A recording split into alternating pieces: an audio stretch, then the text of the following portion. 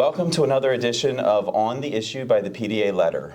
I'm here at the 2023 PDA Universe of Prefilled Syringes Conference in Gothenburg, Sweden, to meet with Teodora Caragea with Merck Germany.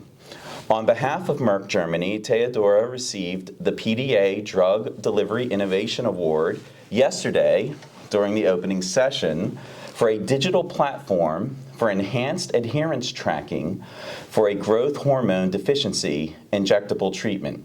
So welcome to the PDA conference and welcome to On the Issue. Thank you very much. And I want to congratulate you first thing for winning the award. We've been doing these awards for a number of years now, and I know companies put a lot of work and effort into these products that they're receiving the awards for, and also in applying for the awards. So again, congratulations. Thank you. So could you tell me and our readers and our viewers, what are the driving factors behind the development of this digital platform for the enhanced adherence tracking for this hormone deficiency treatment? Of course. I think generally there are multiple factors that are driving digital solutions, but today I would like to focus on a couple of them that I think they're very important for us. The first one would be improved patients' treatment adherence, because we're talking about our patients, so improved patient outcomes is a very important one. And here, as you mentioned, we're also talking about growth hormone deficiency treatment, which implies quite a complex treatment regimen. It implies the patients that are children to administer the treatment 6 to 7 days a week. It's an injectable treatment, as you mentioned. And so you can understand that this is quite complex to adhere to keep going on this treatment. On top of that, they would need to do it at home because normally they have their doctor appointments once or twice a year. But as soon as they go home, they would need to inject every day. So this also highlights the need of a digital companion for the patients. And then on the doctor side, this is equally important because we want the doctors to be informed on their decisions they're taking related to the treatment for the patients. And as every patient is different, it's important that the doctors are adjusting the treatment depending on the evolution of the disease or the condition of the patients. So they're able to track this data over the course of time between the visits. And we were talking a little bit about this already. An advanced tracking system like this, digital platform that goes to the smartphone, this helps the caregivers. A lot of times these are children receiving these treatments. They're not delivering their own injection. No. So this helps, this has reminders. Tell us a little bit about that. Exactly, yeah. So here, actually, the treatment itself, the injector that is delivering the treatment, we're talking about an auto-injector, and it can be also used for kids and by kids. So the children, they have the possibility to inject themselves, so they can do that by themselves. However, on the app side, so on the mobile app, we're having a mobile app that addresses both children but also caregivers, because not all children have a mobile app or a phone That's right. to track that. So one of the questions that came up during the session yesterday, this is not the only tracking system for a drug delivery device. I find it an interesting question. Is there a way for this to ever be standardized, these kind of apps to be standardized across the industry, or if not across the industry, even maybe within a company like Merck Germany? So I think that there's a lot of the solution, a lot of functionality from the solution that we're using today for growth hormone deficiency that is out there on the market on other solutions. But I think that generalizing, and this is my personal opinion, of course, generalizing it across companies or broadcasting across companies might bring some challenges in terms of collaboration and the competition between the drugs. Yes. So that's more the highlight for the collaboration effort that would have to be put in order to bring this to market. Right. And even in a company as Merck KGaA Germany, it can be a bit tricky, but more in terms of effort, because we were talking, I had this presentation specifically on this yesterday, and I got a question from the public, how many people are working on a system like this already on a indication or on one therapeutic area? There are maybe over between 50 and 100 people that are working specifically on this system to bring it to life on this digital system. Right. So broadcasting this even within a company across multiple therapeutic areas, that would be an amazing effort. And each therapeutic area has its own requirements, its own dosing, its own timing, Exactly. and I can see it would be very challenging.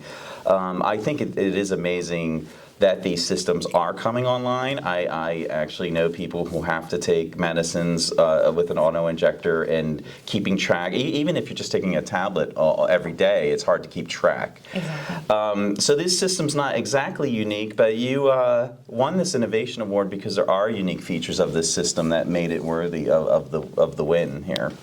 Yes, I think what I wanted to highlight with this is the fact that we are so with this system, we managed to achieve a 96% adherence rate over 4 years of treatment on children, which I honestly think it's amazing for such a complex treatment regimen. And we're talking about an auto-injector, we're talking about children that have to inject every day for minimum 4 years. It is a huge effort. So this, I think, it's unique in the way that we can prove it. So we have data to back this up. Looking at our growth hormone deficiency indication.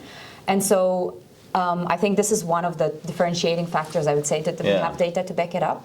But then we also are scaling our system globally. So we have a way to, we have designed a way to have a system that is scalable, so that every country has different requirements, every country has different regulatory paths and all that.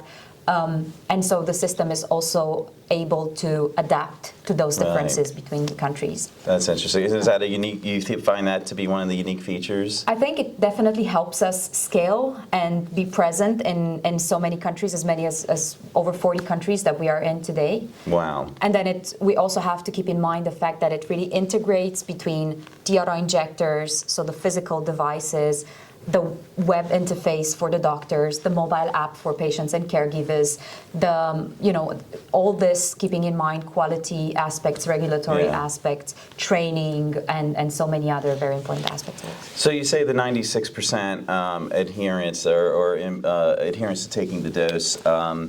Do you have data to show, is that an improvement with the tracking? Has the tracking system improved compliance with the regimen? I think what brought us to this number is really the ecosystem. The auto-injector is, I think, definitely one of the main drivers of this adherence, because it addresses a lot of the challenges that patients have today. A lot of patients are afraid of needles, so the auto-injector has a way to hide the needle so that they don't see exactly when the needle goes into the skin. Then the auto-injector is also automatically transferring the injection data to a central repository, then sends it to the doctors and to the patient so they can see live exactly what's happening. Then on the app side, they can track their height and weight to see how it evolves over time. And they don't need to wait until they go see the doctor to see it, how it advances, so they can see that in their app at home together with their parents. So I think that it's more the ecosystem as a whole that helps drives this adherence, rather than a specific part of it. Right, that's very good, very interesting. So you touched on a little bit with the 40 different countries, the regional, there's regulations. And so what are the, I don't know if we can cover them all actually, but what were some of the, if any, regulatory challenges that you had to face to develop this product? I'm by no means an expert in regulatory, and I have to give a lot of credit to our colleagues from those teams because they are doing an amazing work. As you can imagine, the scale of this also brings a lot of regulatory challenges on the pathways. I can speak from my point of view, what I see, I would say, at my level that the regulatory challenges are, but I'm sure that there's plenty. One I wanted to mention was the separation between each of these components. Because I was speaking about the physical auto-injectors, there are medical devices class 2. The software part is not a software as a medical device. Right. And so different parts address or require different regulatory pathways, different levels of validation, a lot of different requirements. And so every country on its own adds another layer of complexity to that on regulatory pathways. And then we're also looking very much or more and more into everything that is patient data security and GDPR. Yeah. And I think countries and patients lately, very rightfully, there are more and more concerns on the data and where does the data go, Yeah. and whether the data leaves the country.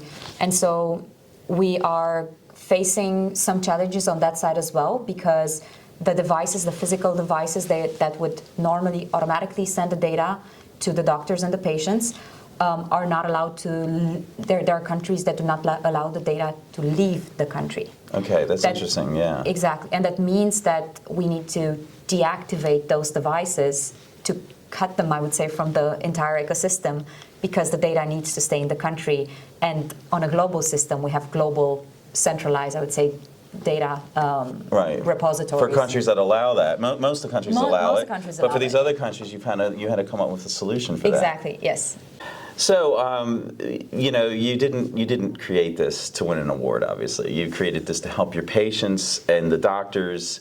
And what has the response been so far in the marketplace for this system? Yes, I think we have, and we spoke during conference about this as well, we have learned a lot from previous experiences, and this system, different parts of the system have been live at different points in time. Mm-hmm. So the auto-injectors themselves, they're live for more than 10 years. The software system is live for 4 years now, roughly. Mm-hmm. But previously, we had previous versions of it. So every time we would do a new version, we would improve on the previous version. Right. And I think that that's also reflected in the feedback of the patients and of the healthcare professionals. I was very happy to talk to some of my colleagues that attended an endocrinology summit, where they get in contact with nurses and with doctors and experts in the industry, and we have good feedback from them saying that the system is easy to use, it's good. On the hardware side, so really on the auto-injector side, we're working with organizations to involve patients, to test it, to see if it's better than the previous versions that we had, and there we also have good feedbacks. And well, finally, you've won the award. As I said, you didn't set out to win the award, but what does it mean to you and Merck to have this recognition? I'm sure hearing from the patients and the doctors that they really like your system is probably the best feedback. But how do you feel about winning the award? Yes, I think first it's an honor. We didn't sign up to come to PDA having in mind the awards, as you mentioned, and it's an honor for us to be in this place and here today and talking about this. I think it's also proof of all the hard work that has been done and has been put into bringing this platform to life. It reiterates the fact that all the effort that has been put into it is not in vain, and we don't only receive recognition from our patients and healthcare professionals that are, of course, at the center of our system, but also recognition from the industry. Right, your industry peers exactly that made this selection. And I think that having a platform like this in such a prestigious event like PDA, it puts us on the map of innovation and digitalization, which is also, it's a great place to be in, and I think especially during the times, it's a great time to be in. Right, and we're really just at the very beginning of this technology. I know you've had this system, it's been more than just 4 years, but we're really just at the very beginning. So it's innovations like yours that are going to inform the systems of the future, and we can only imagine what the systems of the future will be doing. We really hope so. Teodora, I really do appreciate you taking time to sit with me, because you've already had to present, you already had to go on stage to receive your award, but now you're talking to the PDA letter readers and members, so we really appreciate it. Thank you very much. It's been an honor really and a pleasure to be here, and so thank you very much for the invite.